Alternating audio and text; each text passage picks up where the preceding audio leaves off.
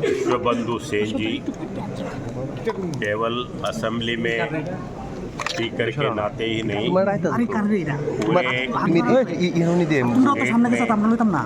एक बुजुर्ग आदमी हैं।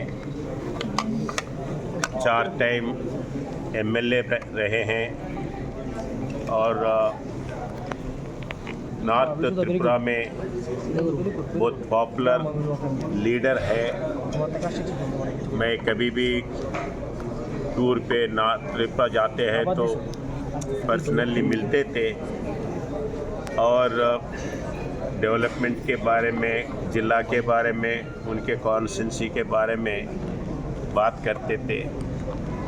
वैसे ही जब असेंबली के इश्यूज़ के ऊपर चर्चा करने के लिए आते तो अनेक इश्यूज़ के ऊपर उनका ध्यान था, एक्सपीरियंस था। वैसे बुजुर्ग आदमी हमारा अपना स्पीकर आज अपने पास नहीं है, फिर भी वो जो रूट्स इधर देखे गया है, जो स्पिरिट से काम करा है, वो स्पिरिट आगे ले जा सकते हैं। बाकी के प्रजा उनके आत्मा को भगवान शांति रखे, यही मैं भगवान से विनम्रता से प्रार्थना करता हूँ। সবাই জানেন গত খুব সম্ভবত 8ই আগস্ট উনি আমার সাথে সকালে আমার যে সরকারি বাংলো আছে সেখানে আমার সাথে দেখা করতে এসেছিলেন। যখনই আসেন আগরতলা একবার আমার সাথে দেখা করবেন আর সবসময় বলবেন এক কাপ চা কিন্তু খেতে হবে। তো উনি আসেন, সেই দিনও চা খেয়ে গেছেন। আমি বললাম তোমার শরীর কেমন আছে? বলে আমার শরীর কী হয়েছে, আমার তো খুব ভালো শরীর। তো বলে উনি চলে গেলেন। এরপর একটা প্রোগ্রাম ছিল, সেখানেও উনি গেছেন। আমি দেখলাম যে বৃক্ষরোপণের একটা প্রোগ্রাম আমি দেখছিলাম পরবর্তী সময়। তো সেখান থেকে হঠাৎ করে খবর এলো কি উনি যখন ট্রেনে যাচ্ছিলেন, বাথরুমে টয়লেটে ওয়াশরুমে যাচ্ছিলেন, সেখানে উনি হঠাৎ করে আনকনসিয়াস হয়ে পড়ে গেছেন। তো বিকেলবেলায় সেখান থেকে তাড়াতাড়ি করে ত্রিপুরা মেডিকেল কলেজে নিয়ে যাওয়া হয়। আমি খবর পেয়ে এবং আমি সমস্ত আমাদের যারা সহকর্মীরা আছেন তাদেরকেও বললাম। তো আমি সেখানে গেলাম, টিএমসিতে গিয়ে ডাক্তারবাবুদের সাথে কথা বললাম কি হয়েছে। বললাম মস্তিষ্কে পুরো ব্লাড জমে গেছে, অর্থাৎ কার্ডিওভাস্কুলার অ্যাক্সিডেন্ট যেটাকে বলে, পুরো মস্তিষ্কের মধ্যে ব্লাড চলে এসছে এবং ইমিডিয়েটলি অপারেশন করতে হবে, আদারওয়াইজ সমস্যা হবে। তো গ্রিন করিডোর করলাম, আপনারা সবাই জানেন, যাতে রাস্তায় কোনো অসুবিধা না হয়, খুব সময় কম।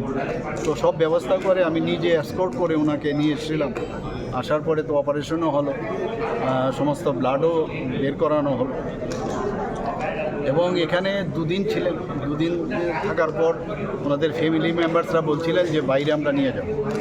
তো আমরা বলছিলাম যে একটু সেটেল করলে নিয়ে গেলে ভালো। তো ওনারা বলছেন যে না, আমরা যেভাবে হোক নিয়ে যেতে চাই, আমরা সময় নষ্ট করতে চাই। যাই হোক, ওনাদের তো আমাদের দেখতে হবে, ওনাদের যে ইচ্ছে, সেই ইচ্ছা পূরণ করার জন্য আমরা ওই দিনেই পরের দিন মানে দুদিন বাদে আমরা সব ব্যবস্থা করলাম। এয়ার অ্যাম্বুলেন্সে ওনারা যে হসপিটালে বলেছেন সেই হসপিটালে নিয়ে গেছি এবং যে ডাক্তারবাবু অপারেশন করেছেন তার সাথেও মানে আমি নিজেও কথা বলেছি কয়েকবার যে কি হয়, আমরা এই করেছি, আপনি দেখুন। তো বললেন না, whatever you have done it is done correctly, বাকি আমরা দেখছি। এবং ওই ডাক্তারবাবু এখানে এসেছিলেনও, আমার সাথে দেখাও করেছিলেন, একটা সেমিনারে এখানে এসেছিলেন, আমার সাথে দেখা করেছিলেন এবং টাইম টু টাইম কন্টিনিউয়াস আমার সাথে। আজকে মানে 139 ডেজ বা 140 ডেজ হলো এই মানে যেভাবে উনি জীবন যুদ্ধে, যেভাবে শারীরিক যুদ্ধে যেভাবে উনি ফাইট করেছেন সেটা বলার অপেক্ষা রাখে না। ওনার ছেলে মেয়েদের সাথে আমি প্রায়শই কথা বলতাম, কিন্তু গতকাল প্রায় 3টে সাড়ে 3টের সময় খবর এলো হি ইজ নো মোর। তো আমাদের জন্য একটা বিরাট লস। এবং আপনারা জানেন ও এক তো শুধু উনি আমাদের পার্টির একজন বরিষ্ঠ যে নেতৃত্ব না, উনি কিন্তু এখানে স্পিকার হিসাবে ওনার যে দায়িত্ব সেটা আমরা দেখেছি। যেমন ওনার মধ্যে সেন্স অফ হিউমার ছিল এবং ইন্টেলেক্ট যা বলতে এটা সেই ইন্টেলেক্টও ওনার মধ্যে ছিল। সাহিত্যের সাথে ওনার সংস্কৃতির সাথে উনি যুক্ত ছিলেন, নাটকে যুক্ত ছিলেন, যাত্রা করতেন, কবিও ছিলেন। আমি শুনেছি উনি কবিতাও লিখেছেন। 1971-এ আমি যখন এমবিবি কলেজে আমি পড়াশোনা করি, আমি সায়েন্স স্ট্রিমে ছিলাম, ও আর্টস স্ট্রিমে ছিল, তখন থেকে ওর সাথে পরিচয়। এর আগেও আমার সাথে পরিচয় ছিল। একদম মানে একজন বন্ধুকে হারালাম, আর ত্রিপুরাবাসীর জন্য একটা বিরাট লস হলো। আর আমাদের অ্যাসেম্বলির মধ্যে এটা মানে বলা চলে যেভাবে অ্যাসেম্বলিকে উনি পরিচালনা করতেন সেটা সত্যিই আমার সারা জীবন মনে থাকবে।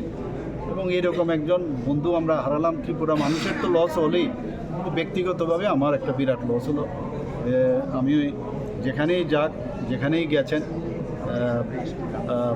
আমি ভগবানের কাছে প্রার্থনা করি, ওনার আত্মার সদ্গতি কামনা করি। পাশাপাশি ওনাদের ফ্যামিলিকে আমি বলবো ভগবানের কাছে প্রার্থনা করবো ওনাদের জন্য শক্তি দেয় এইরকম লস, কারণ ওনার বয়স প্রায় আমার থেকে 5-6 মাসের ডিফারেন্স হবে, হ্যাঁ প্রায় 5-6 মাসের ডিফারেন্স, আমার থেকে ছোটো অল্প যা দেখলাম ডেট অফ বার্থ। তো মানে ওনারা যেন যে এই লস হলো তাদের শক্তি দেয়, এই লসকে ওনারা যেন শক্তি নিয়ে যেন সেটাকে ওনারা মোকাবেলা করতে পারেন আগামী দিনে, যেন এটা সহ্য করে আগামী দিনে চলার পথে যেন পাথেয় করে ওনার যে চিন্তাভাবনা সেটা পাথেয় করে আগামী দিন চলে। যিনি যাকে হারিয়েছেন এই ক্ষতিপূরণটা কি রাজ্য কোনো রকম পূরণ হবে কোনো সময় মনে করেন আপনি? আমি তো বলেই দিলাম ক্ষতিপূরণ তো হওয়ার, কেউ চলে গেলে তার ক্ষতিপূরণ কিন্তু সম্ভব না। আর মানুষ যখন চলে যায়, আজকে এখানে সবাই ওনার ভালো কথাগুলো কিন্তু বলছেন, ওনার গুণের কথাগুলো কিন্তু বলছেন, এই হয় এইভাবেই মানুষ যখন থাকে সাথে তখন কিন্তু তার গুণগুলো বলেন, কিন্তু চলে যাওয়ার পর সেই গুণগুলো কিন্তু প্রকাশ পায়। আমরা তো জানতামই, কিন্তু আজকে মানুষ অনুভব করছে, ফিল করছে।